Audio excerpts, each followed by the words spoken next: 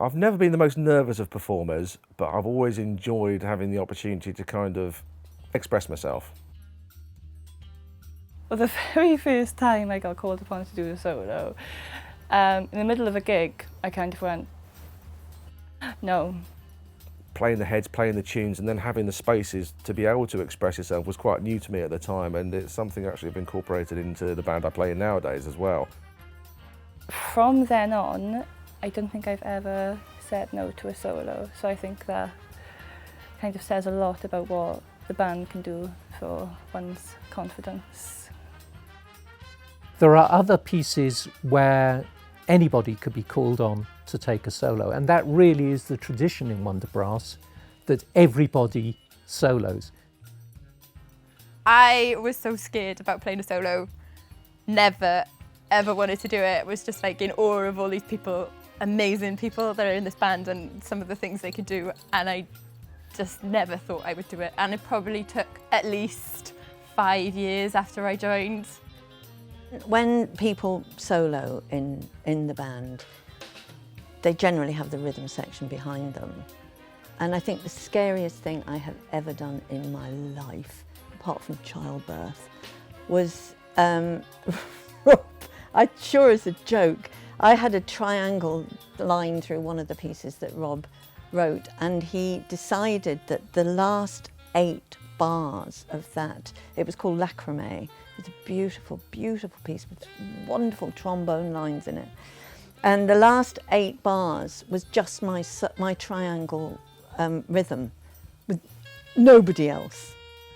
We used to play a carnival and a jazz festival in Pontypool, and so my first solo was in the back streets of Pontypool.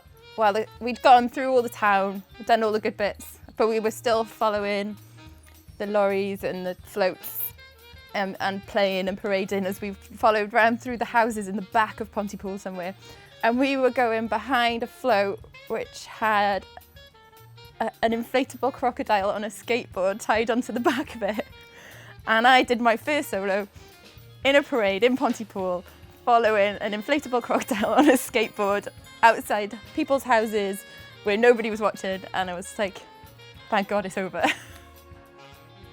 The opening melody line on one of the pieces, Caravan, was a trombone line. And for most of the last couple of years, I've been the only trombone in the band, so that's been my solo really. As far as, and one day I'm going to get it right. You know? Rob, to his enduring credit, always seemed to have that sense of, one, when somebody was ready to do it, and then what piece to suggest you have a go at doing. The first time I played a solo, I was bricking it. Rob approached me and sort of said, do you fancy doing a solo in this one? And I immediately sort of started thinking, oh my God. He said, look, you're not going to, you don't kill anybody. And I'd been watching for months everyone else playing solos. I was like, oh, I'm never going to be able to play like that. He points to you, you go out front. I just did it. And the band give a big cheer at the end of it because they know it's your first solo. But it's not like a scary pressure thing. It was just like, wow, all these people all know what it's like to play their first solo, and really supportive and lush. It's such a buzz, so when that happens, it's like jumping off the end of a cliff and landing on your feet.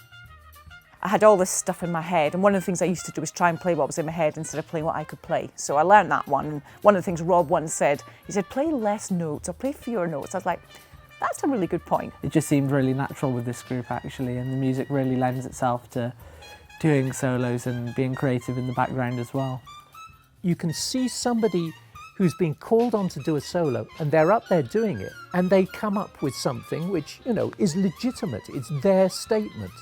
And very often audiences really get behind people that they think, yeah, that person's going for it. I remember Rob pointing at me, and I thought, oh, he's not pointing at me because I'm usually at the back, and then the crowd opened, and I was like, okay, I've got to do a thing now. But yeah, I think I nailed it. I hope so. I got a big cheer from the band members, so everyone's so encouraging, and that's the big thing really. My fingers did eventually move, but I didn't perform particularly well. I thought that was the end of my career with Wonderbrass. Yeah, the experience of playing the first solo, wasn't it? It was, yeah, a very liberating experience, because I mean, I could already solo, so for me that wasn't something new. That was something I could already do, and it was just really nice to be able to do that. Felt like coming home, I suppose, to be able to make that sort of contribution. And then I'd obviously been playing some solos and rehearsals, and then it was like, well, you know, I kind of have to now. So yeah, it was brilliant. It was a real kind of confidence boost to do that gig and to have the opportunity to solo. You don't know what Rob is going to do next, in the sense of we're all familiar with the pieces, but he doesn't keep everything the same, and he might just point to you when you're not expecting it. So you just need to keep your eyes on what's going on, because he will just point, and you have to sink or swim at that point. Yeah. I did it in rehearsal, and whenever anyone does their first solo in rehearsal, people give you a huge round of applause at the end, which is just lush. Once you've done the first solo, none of the other solos seem as scary.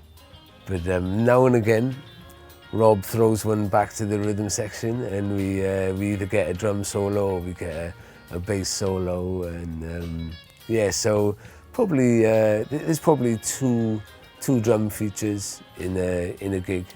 Well, the biggest gig I did with them was at Brecon Jazz Festival, and I got to do a solo at that gig, which was pretty cool. And it definitely was a moment for me to overcome those nerves, so I was really glad that I did it.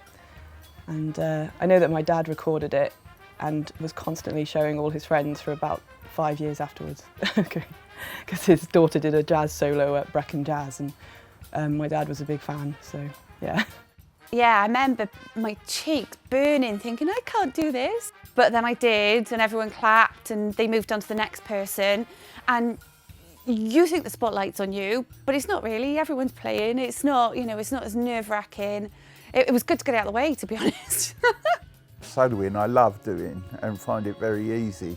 So I was nervous about being able to learn the written parts and not the soloing. In fact, I only learn tunes so I can solo better on them.